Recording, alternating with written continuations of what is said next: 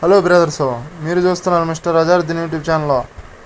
ఈరోజు మనం మన వీడియోలో ఏం చెప్పబోతున్నాం అంటే, మామూలుగా రైతులు అనేది ఇంతకాలంలో చెట్టుల దగ్గరికి వెళ్ళి నీళ్ళు పోస్తుంటే చూసుంటారు. తర్వాత వచ్చి చేతులతో కొట్టి కొట్టి భుజాలు పడిపోయేది చూసుంటారు. ఆ తర్వాత మన పెట్రోల్ ఉపయోగించే కైలు మొత్తం మోటార్ స్పేర్లు అనేటివి చూసుంటారు. దానికి ఏమన్నా రిపేర్ వచ్చినా కానీ మనమే అది భుజాలు తగిలించుకొని భుజాలు పడిపోయేలాగా మోసి తిరిగి తిరిగి కొట్టాలి. ఇప్పుడున్న టెక్నాలజీ పెరుగుతుంది, మనుషుల బద్ధకాలు పెరుగుతున్నాయి. అలాగే చూసుకుంటే ఈ డ్రోన్ అనేది ఒక 10 లీటర్లు కానీ 20 లీటర్లు కానీ తీసుకెళ్తుంది. దీన్ని యూసేజ్ వచ్చి బ్యాటరీల ద్వారా.